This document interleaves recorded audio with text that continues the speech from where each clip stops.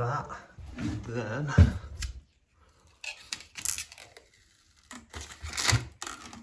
see if I can get this off in one go.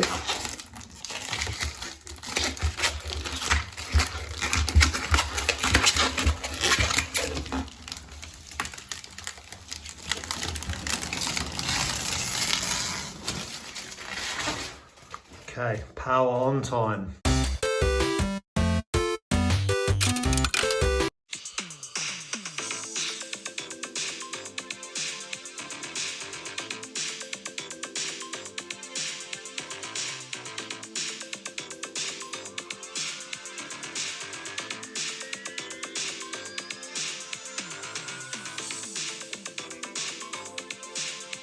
What's up guys, happy Sunday. Thanks for tuning in to my latest video, The Life of a Jobbing Plumber. If you've not seen one before, it's basically jobs from my working week, anything I think you'll find interesting, or if I can pass on any tips and tricks that I've learned over the years off my granddad, off my dad, and off other people on social media.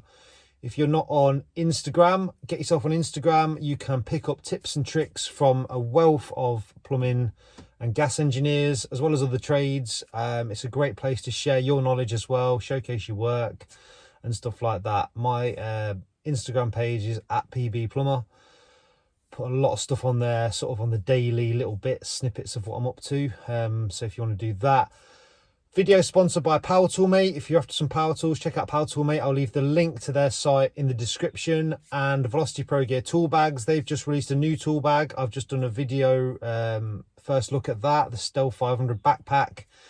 So check that out, link to their site as well. So pretty much back to normal this week. Got a combi install, some tap repairs, just business as usual really. That's my kind of bread and butter work.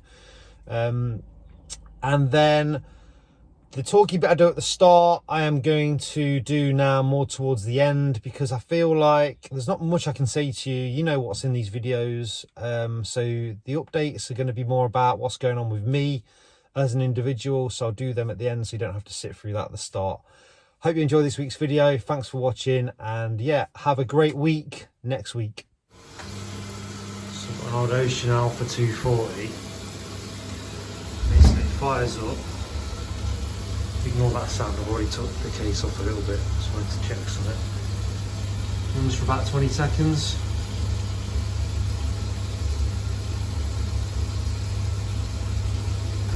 And then goes out, and that's on heating and hot water.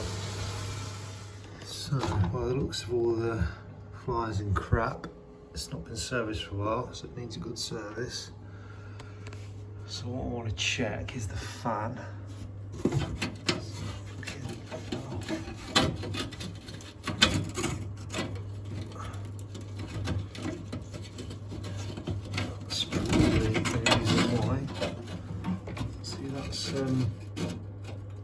Snapped off there, it's corroded. That'll be it. Right, so condemned this boiler, fault with the flue fan connection. So I'm swapping it today. There's pipe work underneath. So putting in this ECA, 30 kilowatt ECA. It's the black one, touchscreen. So we'll have a look at it obviously when we get out of the box, but the flue's black. And even the jig with the pipe work on is black. So yeah, new one for me. Hopefully it'll be good. Hopefully it's the same boiler as the other ECA I've fitted, but just with a black fascia and touchscreen controls, I think. Right, now comes probably one of the hardest jobs when you're self-employed working on your own, getting a combi boiler or any boiler out of a cupboard. Just because of the fact that your arms are tight in, it's a very tight gap to get the boiler out. It's obviously higher than head height, there's a toilet in the way. All these things are stacked against you. It's just, yeah, it can be one of the worst jobs. So as a special treat for you, I'm going to film me struggling to get this out. Right, here we go.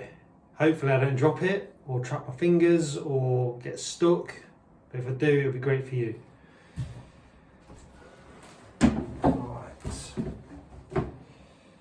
So,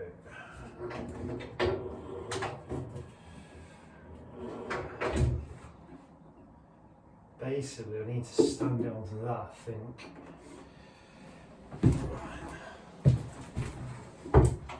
once it's off the, taking my watch off, once it's off that bracket, all the weight's above me.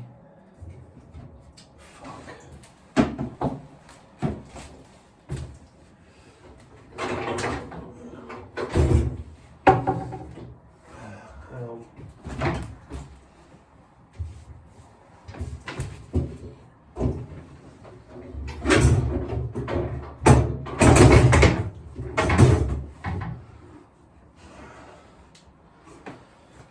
Right,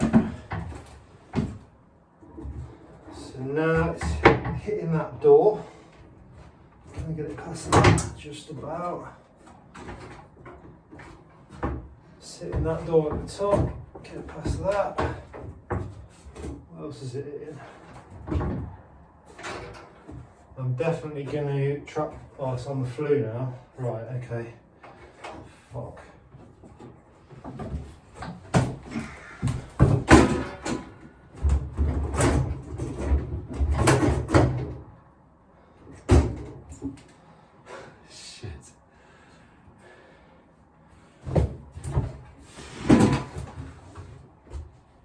What's it on now?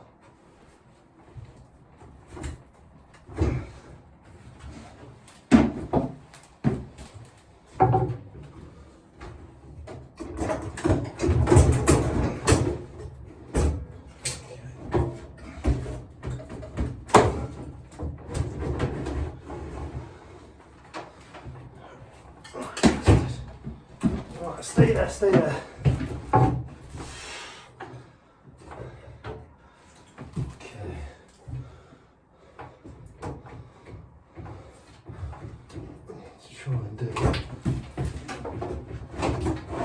It's well wedged in.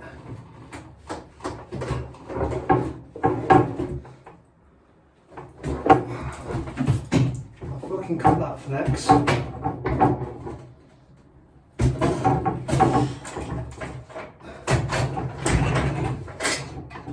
Bastard. So, yeah, it's not the easiest of jobs. Right, looking better now. So, boiler's off. Now there was a piece of timber on here. It was actually a kitchen cupboard door that someone had turned upside down and painted randomly. I took that off because then I can get to these pipes easier to move them, but also I need to get the condense in and connect with the bath waste, which gives me a route to do that so I can get my condense pipe through because it's just an outside wall. So yeah, the next plan will be I'll cut these pipes below this height, get the boiler template on the wall, get the jig on, and then I'll pipe that down basically. So I've got the laser out, just hand the template. It's a pretty basic template for these, only 2 screws for the bracket, which is that, hooks on at the top.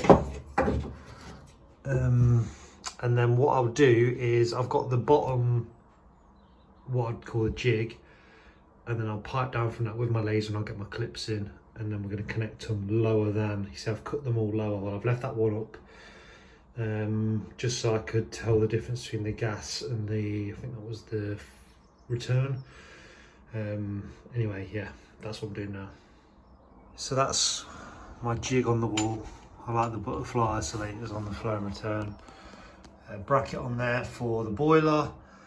Ben, who I work with, he doesn't like this because these aren't, there's no back nuts on them, they move.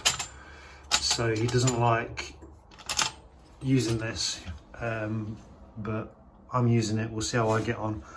So now I'm gonna get my clips on with the laser. I might even get my boiler on because it's not really in my way. Normally I leave the boiler till last, but because it's above my head, it's not really in my way, so I might get it on. Got some clips on, obviously chose black because the boiler's black. So the gas, I've soldered that because see, it's quite tight. I've only got a tiny bit of pipe before it goes into that gas union, and then I'm pressing down here. So I've soldered that one because it's too tight to get press fitting in, but I'm pressing this one because it's just faster, and I can do that now with the gas meter connected. So obviously I soldered that out of situ, dropped the pipe in, and I'm just pressing that one on.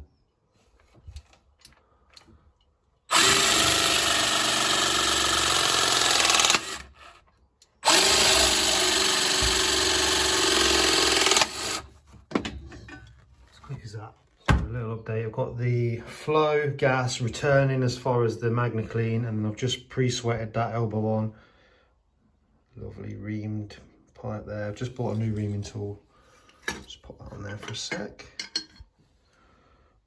Milwaukee. Seem to be getting more and more Milwaukee hand tools. That's pretty similar to my old Baco one. Obviously it's brand new and sharp though. So pipe work is done. The PRV I'm going to do once the boiler's on. So what I'm going to do now is get the boiler on the wall.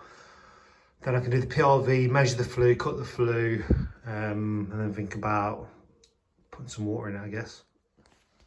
Right, that's the boiler in, level. Easier to get in than the old one because it's smaller. Probably lighter as well. So now I've just connected these up. Now I can do the PRV. Now the PRV is this piece here, which goes in there and then passes through this hole.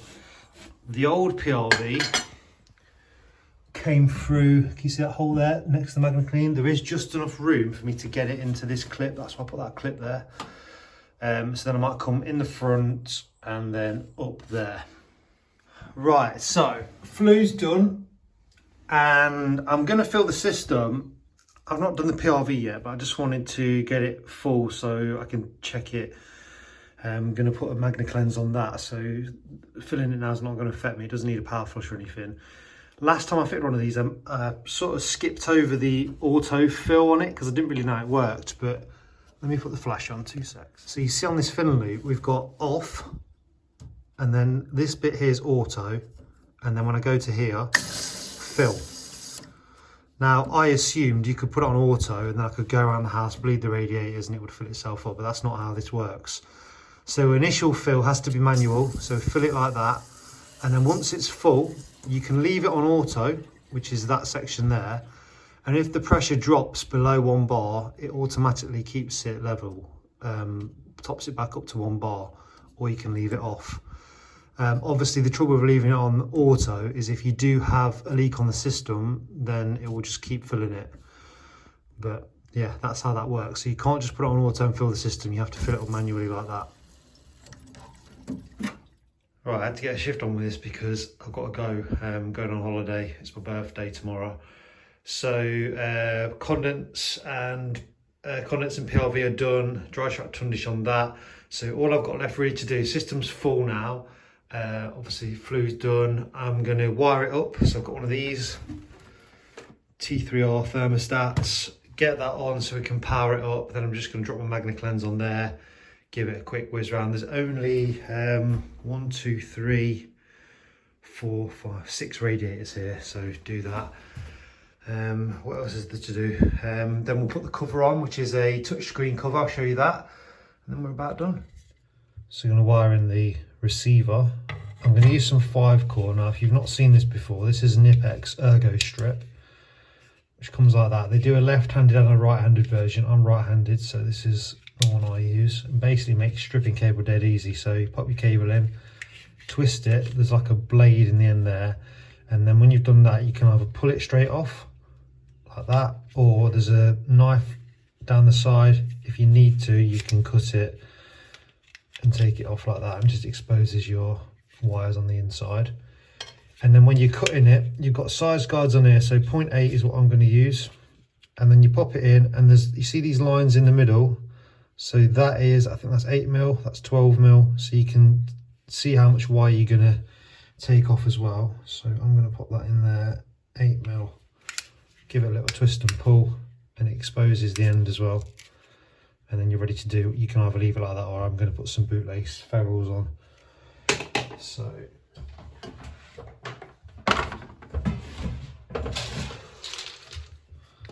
I've got this little box with them in here.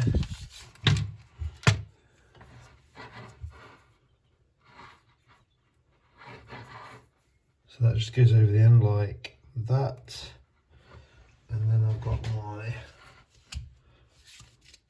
twister. I think it's called a twister 16. Basically, anyway, that goes in there, and then you squeeze it, and that crimps the end, just finishes it off nicely. So I'm going to do all of those, fix this on the wall, and then we're going to wire it in. I've ran it up through the existing trunking and just come out the side there into the boiler, just to keep it tidy. We have still got a front plate to go on, so hopefully that'll cover all that. And then, like any electrician, I've just swept all the little bits of cable and offcuts down that gap there. Only joking. Cleaned up after myself because I'm a plumber. So the cover for this boiler is touchscreen. Don't break it, Pete, don't break it. It's got the blue film in it at the minute, but that's all touchscreen. And then if I turn it round, just got a connection there that plugs into the PCB on the boiler, and that'll be our interface. So I'm gonna put that on now. So, cover's on. I've not took the film off yet, but this bit now is going to screw something like that just to cover up some of the pipework below the boiler. So I've got to screw that on like that. Then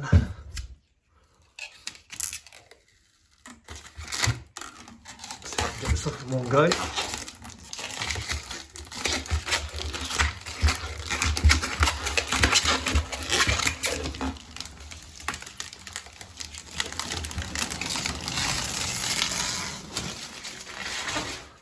Okay, power on time.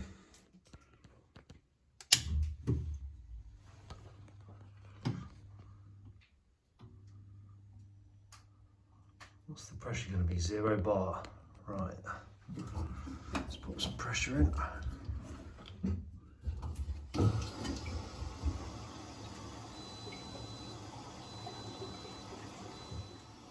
6.8. There we go.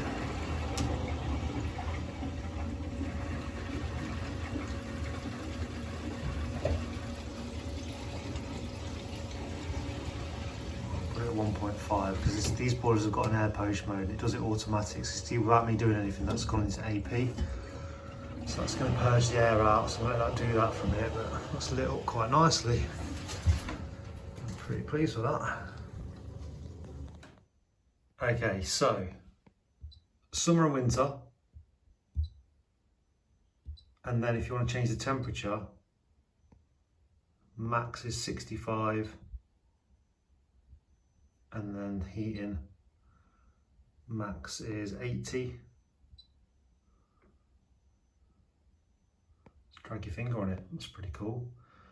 Comfort mode, eco mode, and then that lock, I guess you can lock it so that you can't mess around too much with the display. Right, let's connect this stat then and turn the heating on. If you want a Nipex Ergo strip or the Twister crimper, or any Nipex gear really, side cutters, pliers wrench, go on Tool Monster, use Monster PB and you get 10% off. They do Nipex, they do Velocity bags, they do Wearer, what else do they do? Unilights, they just do all hand tools. So yeah, try, give them a try. Nice guys, the guy's a working electrician, so you can support him. Tool Monster, leave a link in the description of the video. So that's my stat wired in, pipework's done, looks quite nice. Boiler's all working, that's just fired up. This graphic here above the pressure seems to come on when the boiler's fired. Obviously the heating neon's flashing, showing that we've got heating demand. When I open the tap, hot water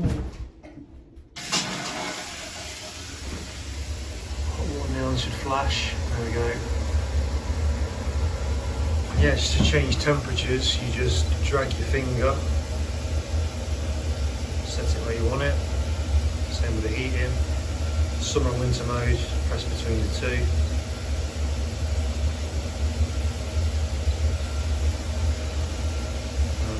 I guess that's now maximum flame because we've got 3 lines. Yeah, I think it's a really nice looking boiler, and the screen / cover works a lot better than, probably better than I thought it was going to. So yeah, chalk that off as another combi swap under my belt. On to the next one. Obviously a lot of you won't have heard of these boilers, ECA, but if you want to know more, just go on their Instagram page, ECA Boilers. I'll probably put a link in the video. You can find out more information about them, prices and stuff. Well, you've got a tap behind you, haven't you? We're back. So I am going to, there's some maintenance to do on some taps, and Glenn is going to be doing some maintenance on the expansion vessels in here. So we're just turning the water for a minute so I can work on the taps. Right, water's off. So that's an isolation for the hot and cold. So we've got cold inlet, and then your cold main. It's like a combi, isn't it? So that's your cold supply into the plate, and then cold supply into the buffer. So it's a split feed. You've isolated that, yeah? So I've isolated, but before the balancing valve set 3 bar. So everything now should be off. If you've got a tap behind you. Let me try this.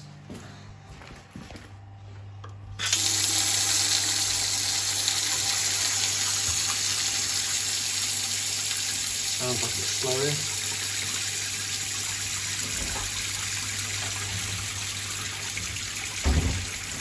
How long is the water going to be off for? About half an hour, is that okay? There's video up there.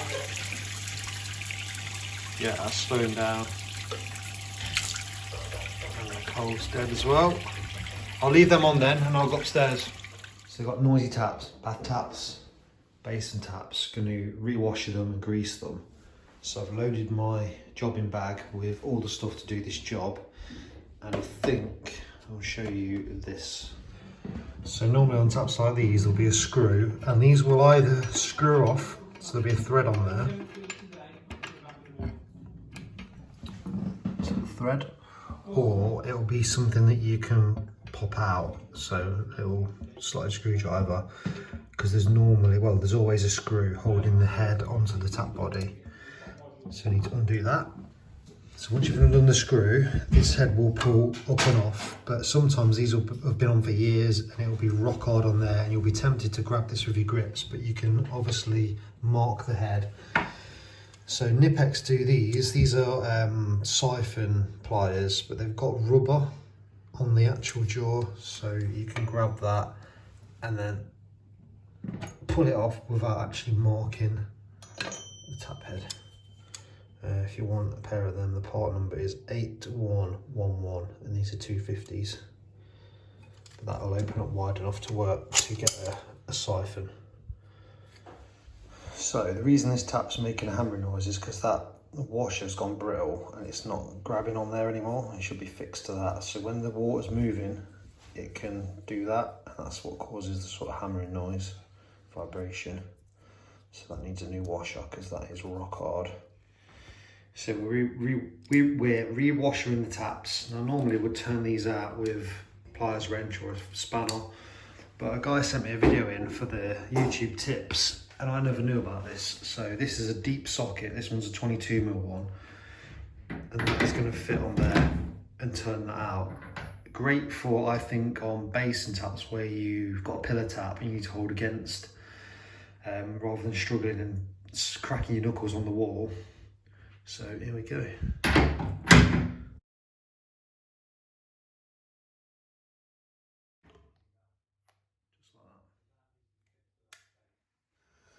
So they've now got new washers on, which you can see are fixed so they don't come off. So that will stop the vibration noises. And then the other thing we're going to do, you got that torch? Yeah. So if you look at the seating there, where that washer sits on, I'm going to give that a clean up next. I'm going to use the tap reseating tool. Now, those of you that have followed my YouTube since the start, you'll have seen this before. I've not used it for a while though. I've had this kit years. The label fell off the box, but I think it was from Monument. We've got all the adapters here to do any kind of tap reseating a tap. So that's what we're going to be using now. So that's in there now, and then we just turn this, and that's cleaning that face. Getting it nice and flat. And then when we look inside, should see it's nice back to the brass. But wants another little, oh actually that just one's wet. Yeah, it's nice. Cool. So we've done both of those now, but there is quite a bit of, I don't know if you call that swarf, the shavings that have come off when we've cleaned it. So all we do when we put this back in, we have it open. So we leave that open.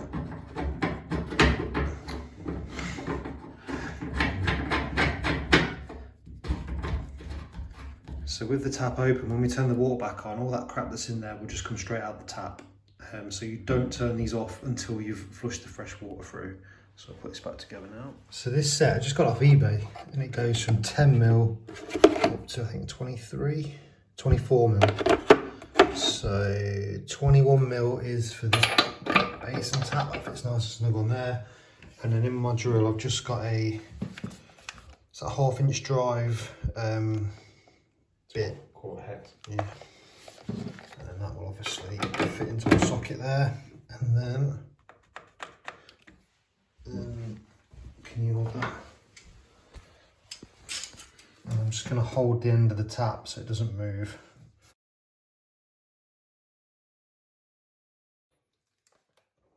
There we go. So you see that's the face of the washer. It's got a groove in, so it needs to be flat like that.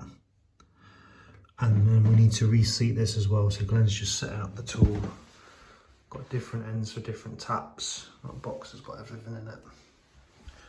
So we'll reseat that, new washer, and then that'll be good as gold.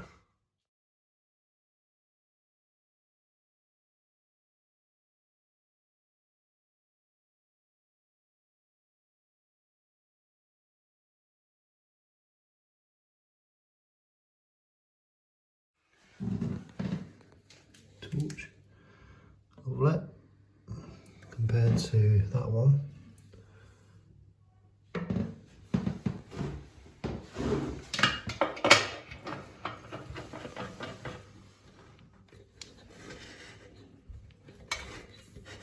It's a nice feeling, I think.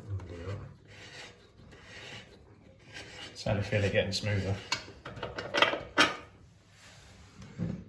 Cool. So there's the new washers, nice flat faces, and they're going to go in there. Again with these still on, so then when we put the water back on, all the crap comes through. So when Glenn turns the water back on, we should see all the crap coming out this tap.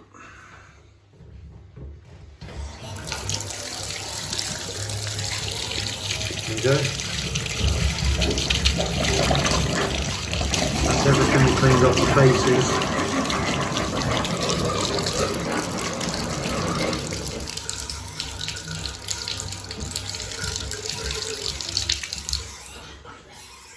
So bath taps, basin taps, new washers, some copper grease on the spindles, and they're all working lovely now.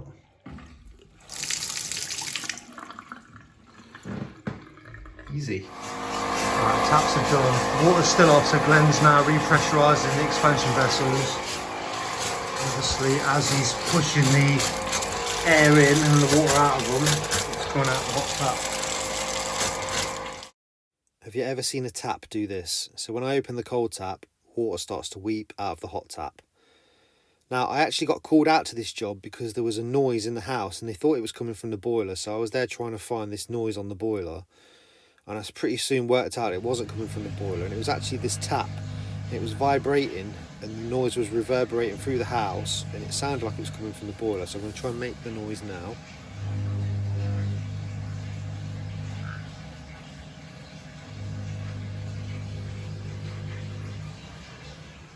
I don't know if you could hear that, but basically it was a vibrating noise coming from this ceramic disc tap cartridge, and it was reverberating throughout the whole house, and it was actually sounded like it was coming from the boiler, but it wasn't.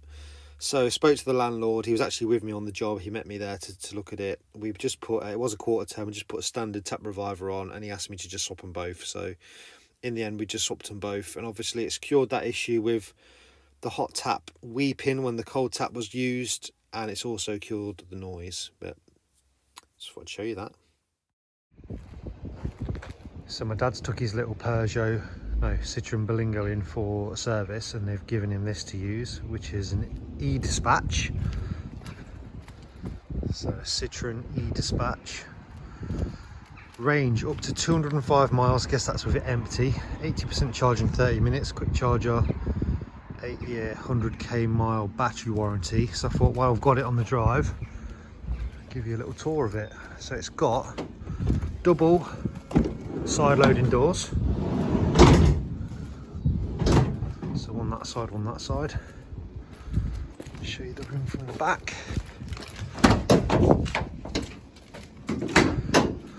It's quite a big, spacious interior there in the back. I've never had a van this size. I've had a Vivaro, and then before that I did have a Citroen Berlingo. It seems to be sort of in between the two. It's probably similar in size to my T5, which is just over there. That needs a wash. Looks like you've got through, so you can load all the way through under the seats. That's handy for pipe and stuff. Oh. And then the interior, standard van, obviously double seats. But yeah, it looks quite nice. If you're interested in getting one, I don't know how much they are.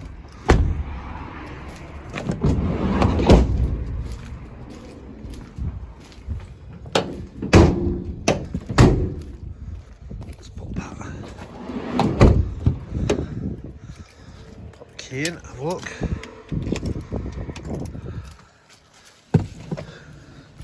So it's an automatic.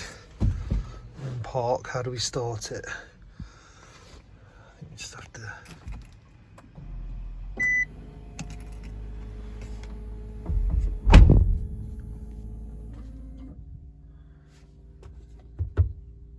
Oh God, I don't know if I like that.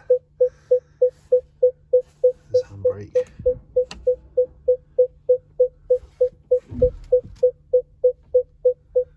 Speedo pops up in front of the screen there. Guys, quiet.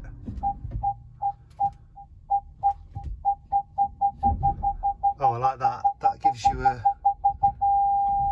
view. Awesome. And then drive. We'll move back forward. But yeah, that's running now. It's so quiet. Right, how do we get out of that? How do we park it? We have to press that, yeah, press that, pull the handbrake up. Can never get my head around automatics. Always driven a manual. But yeah, that's your little tour of a, what was it, a Citroen E-Dispatch. Hope you enjoyed it.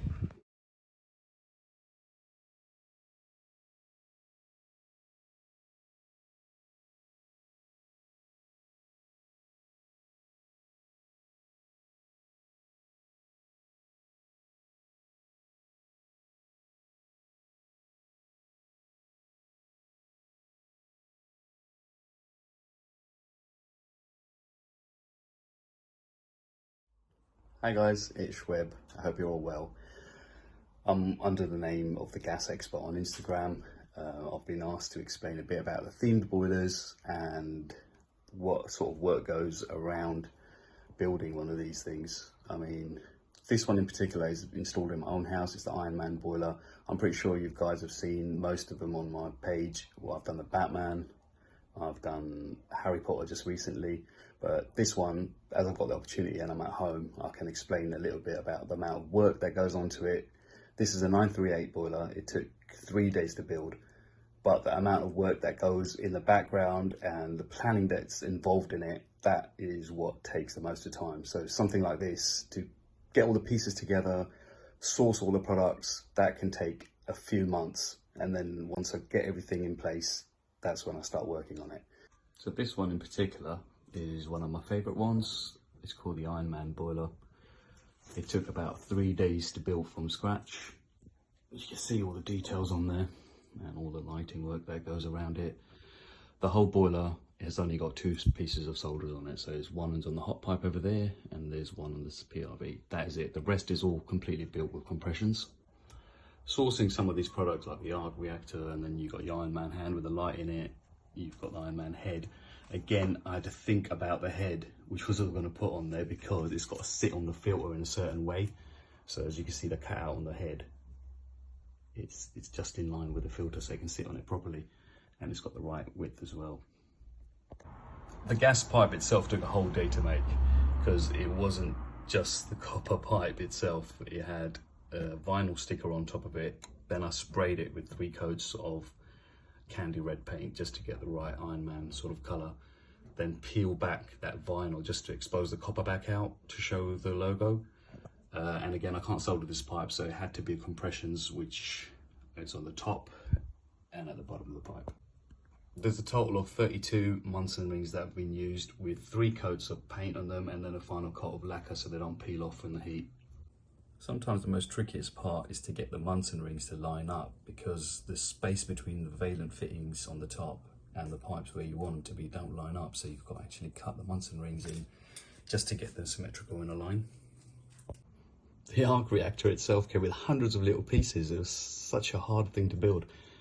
But to get it between the gas pipe and the hot water pipe was not easy. I literally had to shave off with all this plastic to get it to wedge in completely there, then run the cable from behind with a switch. So again, these little things, they matter a lot because you can't just have cables hanging everywhere. You've got to try and hide as much as you can.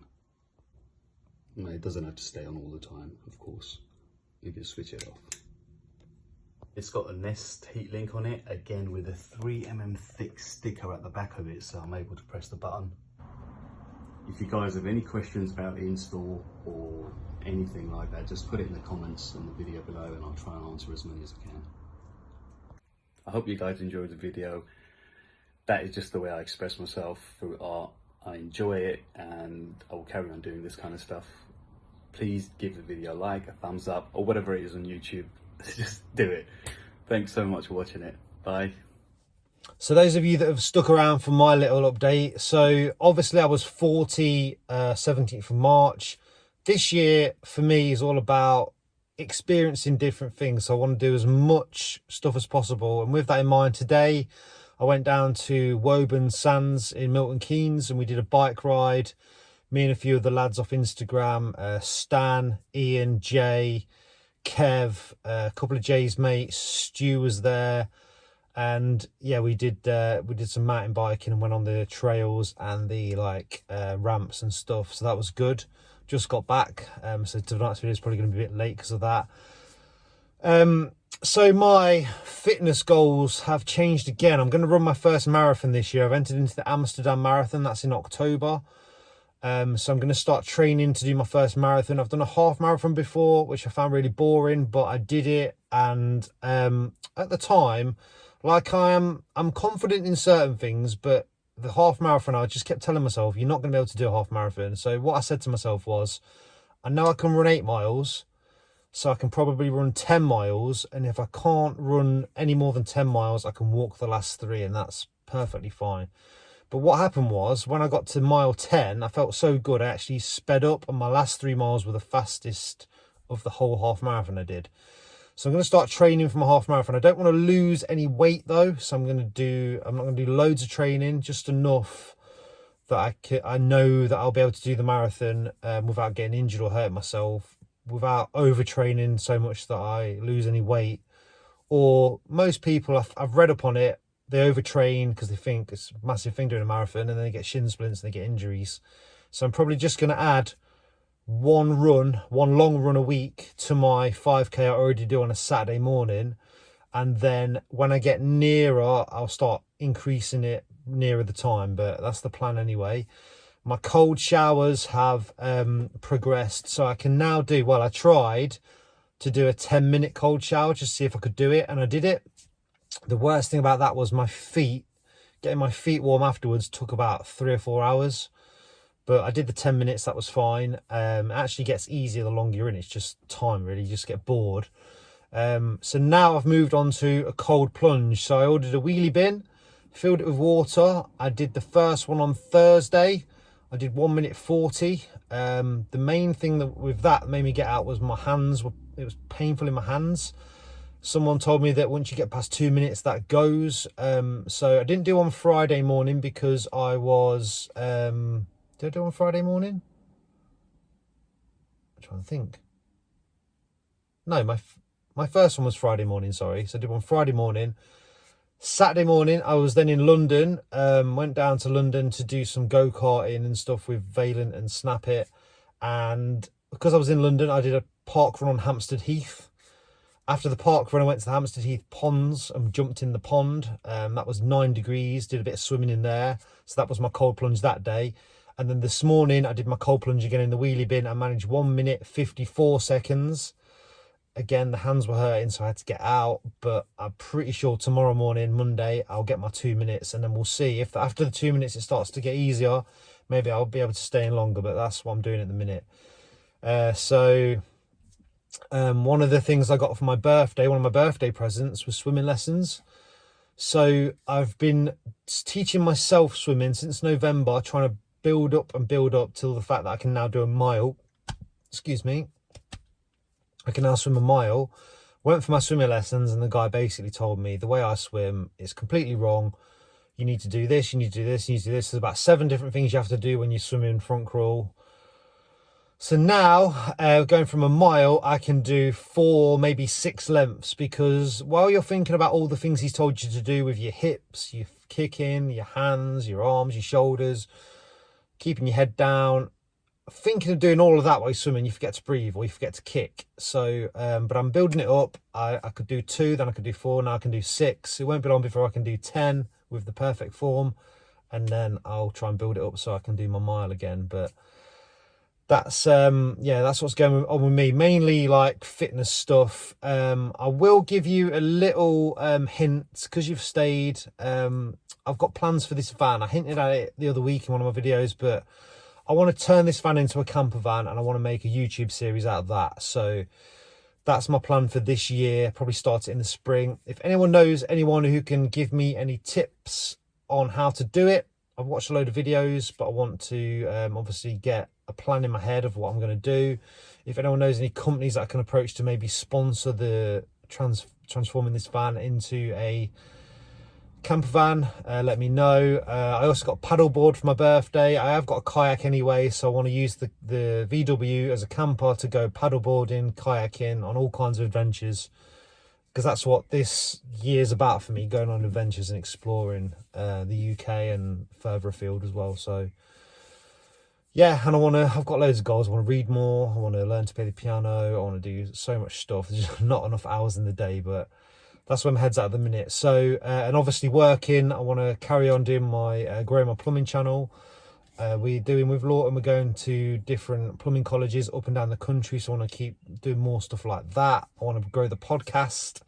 I've just got so much I want to do. So yeah, busy boy. But thanks for watching the video as usual, and I will try and get another one up next Sunday. And in the week, I'm going to show you that boiler where I drilled through the gas pipe. I'll do that as a standalone video, just because it's something out of the order of me. You know, when you go wrong, people don't normally show it, so I'm going to do a whole video on that. Right, I'm going. Cheers.